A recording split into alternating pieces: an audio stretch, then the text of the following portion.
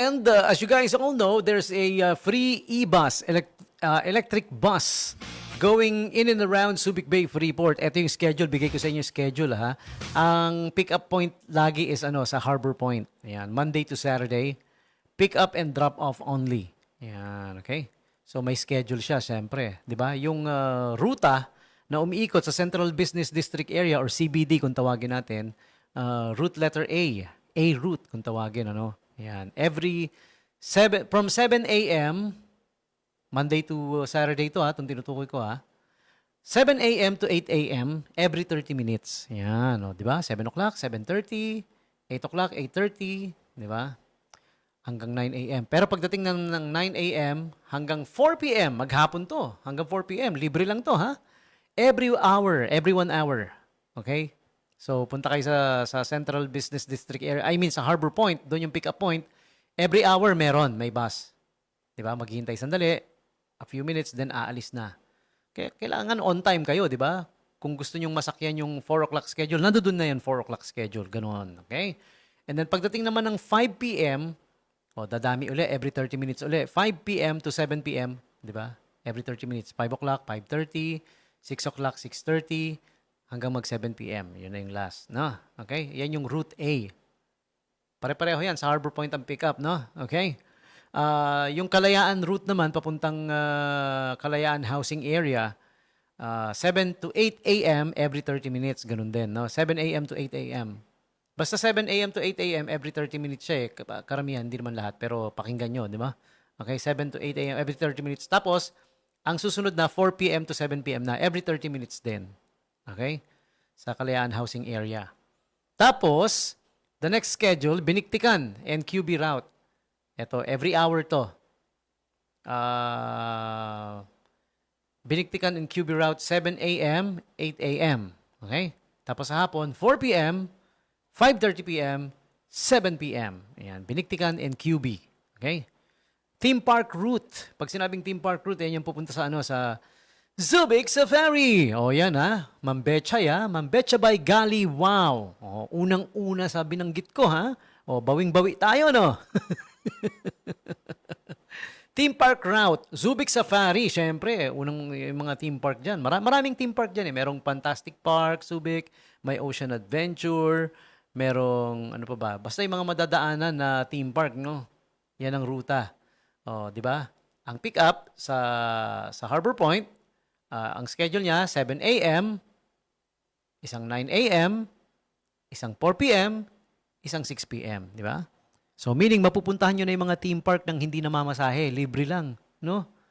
For now, libre to. Eventually, magkakaroon din naman ng pamasahe to. Pero parang dry run pa, no?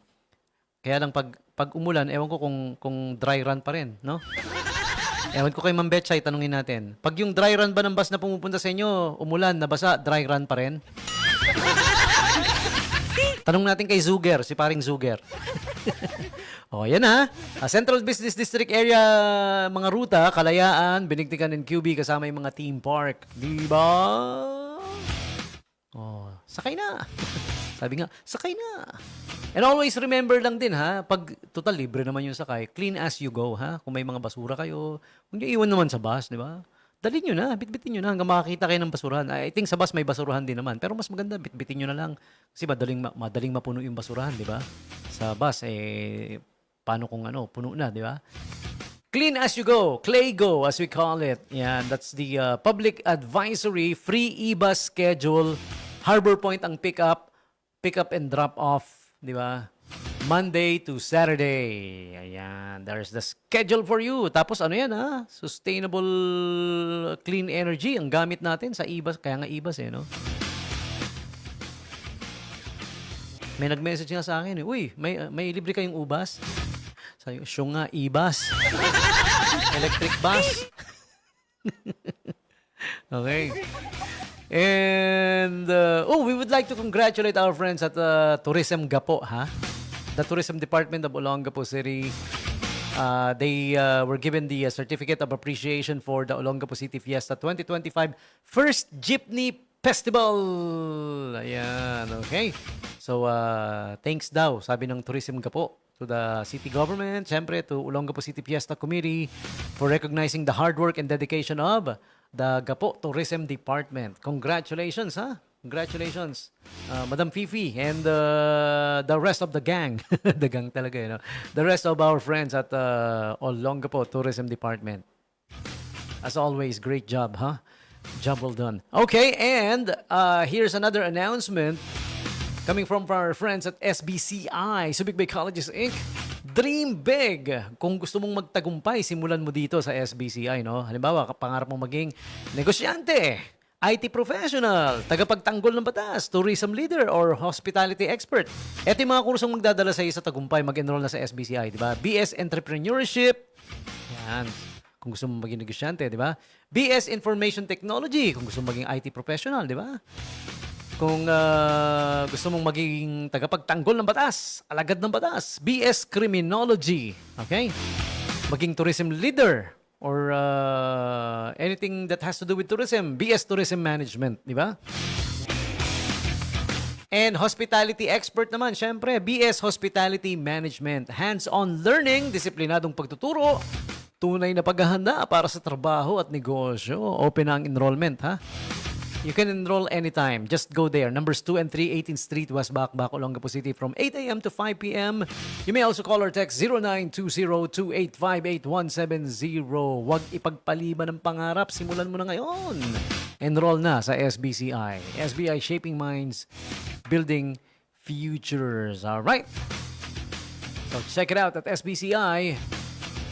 Ito na yung step 1 mo sa pangarap mo sa tagumpay.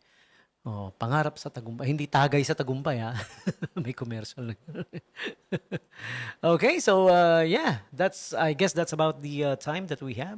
I've gone over time already para sa ating radio shows edition for today. Again, shout out sa mga nasa live stream.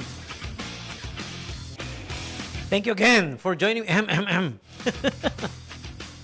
Thank you again for joining me, Kuya Romeo Cruz Morandarte Jr. Sino pa? Si Ate Tess Hernandez. Thank you so much. Maraming salamat po. And shout out pa to our friends at Mang Tomas, Lechon Manok, Liempo at iba pa. Ayan. Yung kanila pong food cart is matatagpuan sa Balik-Balik. Harap ng Balik-Balik Elementary School. Okay? Malapit sa 7-Eleven doon, ano? Yung kanilang food truck. And they also have now McKinney products available there. McKinney food products, sa mga mahilig sa ano ba yung mga produkto ng McKinney na sikat, no? Tapa, longganisa, tocino, sausage, yummy, sweet ham. So available po dyan sa Mang Tomas, Lechon Manok, Liempo at iba pa food truck. And they also accept catering, ha? Catering. Oh, bulk orders. Yeah, all right. And once again, shout out pa sa ating mga naka-tune in, sa ating listeners. Thank you for keeping us in the background. Eto, let me check. Salamat po for listening. Nandiyan dyan sila. Aside from Kuya Romeo Cruz, Diana Fe Bartolata. Thank you for tuning in. Armil Ignacio to, no? Baliktad, no? Justin Rice, parang Justin Rice. Ayan, pati si Ate Gigi. Marsan Ferrer, hey. Kamusta na Ate Gigi? Kasama ko dati yan. Isa rin yung, kagaya ko na CEO. Kagaya ni Ate Sheila, tsaka ni Ate Juby. Mga CEO kami. Communications Equipment Operator. CEO, di ba? Tama naman. Okay, who else do we gotta greet? Let me check po. Si Ate Elma Robles. Ma'am Elma Robles, the Robles family. Thank you. Pati na rin si Ate Criselda Bantikan. Ayan, okay. Si Ate Cecil Bose. Sino pa ba? Who else do we gotta greet? Si Kuya Roderick Diaz. Ayan. Kuya Alvin Ortiz Quijado. Kuya Bin. Si Kuya Joseph Eric Calma. Ayan, si Ate Rowena Quinto, si Kuya Chard Elgin Colin, si Ate Dang Pine, tsaka si Doc Joan Sorvic of the Public Health and Safety Department of the SBMA. Mabuhay! All right. Thank you once again for joining. Thank you for jamming. Here's my final song for you guys. Music coming from Tiffany. All right. actually requested song. Somebody asked for this. This is I Think We're Alone Now. With this song for now, Tommy G saying peace. I'm out of here. Enjoy the rest of your Monday. Catch you again tomorrow. Bye-bye.